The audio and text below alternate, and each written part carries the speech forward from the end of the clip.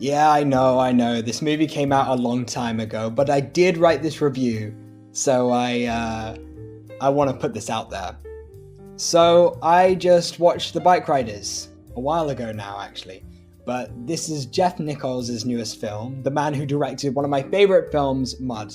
This time, however, we have Austin Butler, Jodie Comer, and Tom Hardy in the lead roles. I was extremely excited for this. I've been waiting a while, but finally it's here. To start the review, I would like to talk about the performances, because for me, one of the highlights of this film is within those performances. Austin Butler, while not having too much screen time here, manages to so vividly capture a manic and wild energy which permeates throughout the film, especially towards the end. He's charming and dangerous while also having a tangible soft side to him. He's less of a character, I would say, and more like a presence that is felt.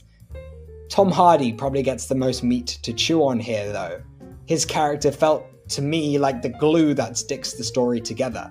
I loved watching him. His facial movements and tics were so interesting it kept me engaged and in awe of his character. And finally, the other main standout in this area is Jodie Comer, who brings us into the world of the Bikeriders as an audience surrogate and as an audience guide. She's an empathetic character, and one which ties down the other two characters in order to preserve a sense of groundedness.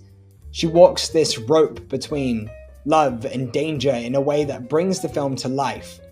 Her character did slightly get on my nerves, however. The first reason being her voice. Now, I do think it wasn't a great vocal performance.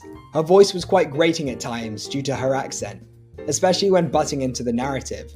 By the way, the accents are all over the place in this film. I did kind of love it in a way, but this character specifically I had an issue with.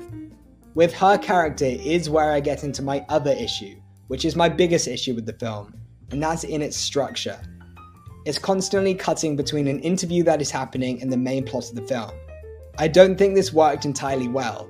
The interview sections added commentary and insight from Jodie Comer, but by doing this, I think it detracted from the narrative and lost it some steam. The film is based on a photo book that was conducted alongside audible interviews, and the person who made that book is the character interviewing the other people in the film. While sticking close to reality by having him there, I don't know what he added to the film. More specifically, not his being there, but that constant cutting back. I found myself more invested the longer the story played out naturally. I think it's a storytelling device that would have been better serviced by not using it, or at least not so often. Other than that, I had a great experience with the Bikeriders. The cinematography was gorgeous. Lots of low-key lighting that really caught my attention in how stunning it looked. There's a few shots I still have in mind which I'm thinking about now. I'm resisting the urge to create a Pinterest board for this film. I can't believe I wrote that line into the script. Jeff Nichols' direction is something that works well. It is a film similar to Mud in the aspect that the message is felt, but it's for you to find and interpret, instead of being aggressively clear and pushed down your throat. It's a film partly about the masks we wear and when things go wrong because of that. Johnny, played by Tom Hardy, is playing what he thinks this kind of person would be like from the movies and shows he has seen. This movie is about quite a lot of things, not just that, but I do have to say that I don't think it delves deep enough into what it is trying to say. It leaves the message for you, but what is left isn't a whole lot, leaving me conflicted in a few ways.